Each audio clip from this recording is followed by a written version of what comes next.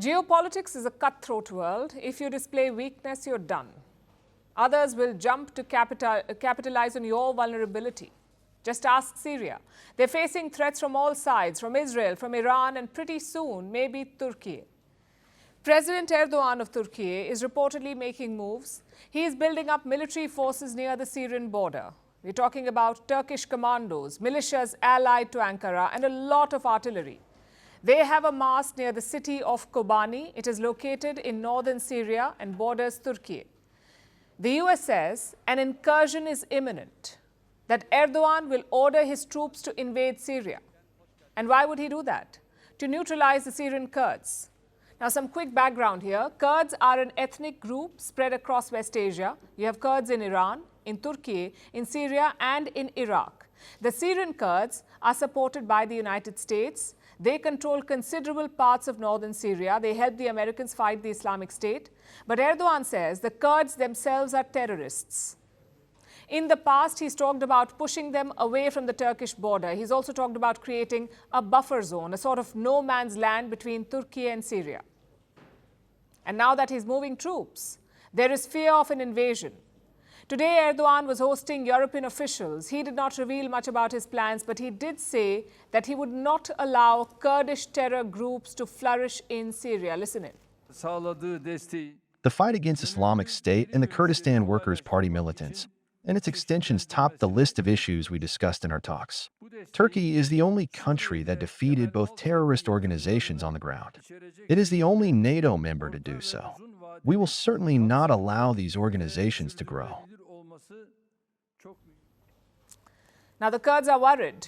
A top Syrian Kurdish official has written to Donald Trump. He wants the incoming US president to help.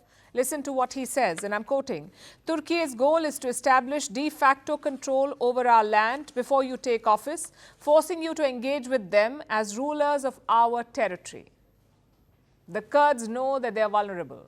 They've already been driven out of some Syrian cities. If Turkey enters the battlefield, it will get worse, which is why they are turning to Donald Trump. But will he help them?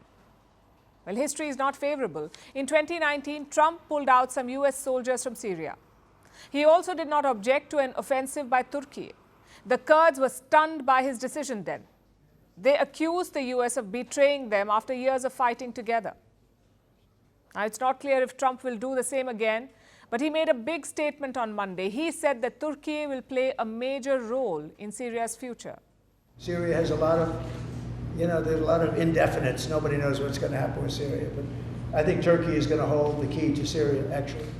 I don't think you've heard that from anybody else, but I've been pretty good at predicting. Does he mean that in a good sense, or is that a warning to Erdogan?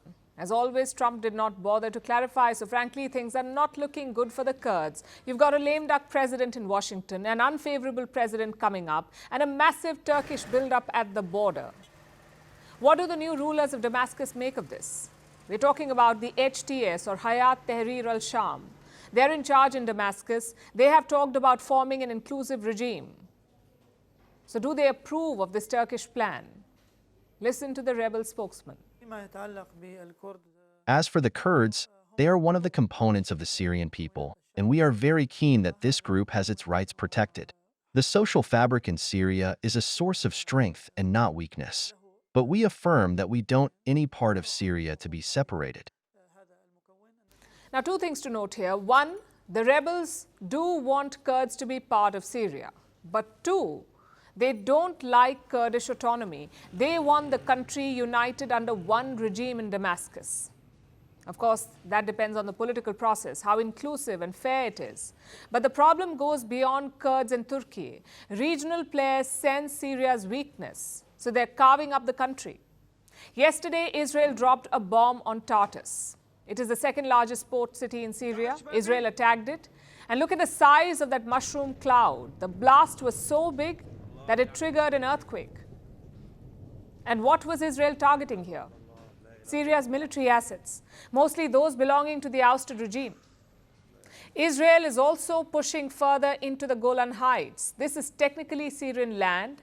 Israel occupied it in 1967, and since then it has been in Israeli control. the Golan Heights. After Assad fell, Israel took over a buffer zone in Golan Heights. They're also sending more people to this region. The goal is to double the Israeli population in the Golan Heights. More settlements, more control. That's the idea. Of course, the Americans won't criticize Israel.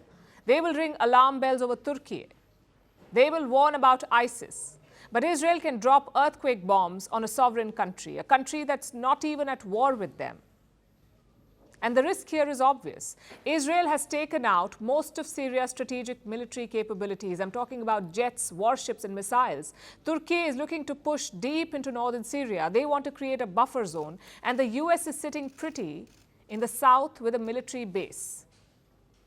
So what is Syria left with? A crippled military, frequent air raids, and neighbors invading at will. This is a make or break moment for Syria. Their people have a shot at stability after years of fighting. Instead of helping them, Syria's neighbors are making things worse. They want to exploit Syria's vulnerability. It's a risky and irresponsible move, one that could leave Syria even more broken and destabilized.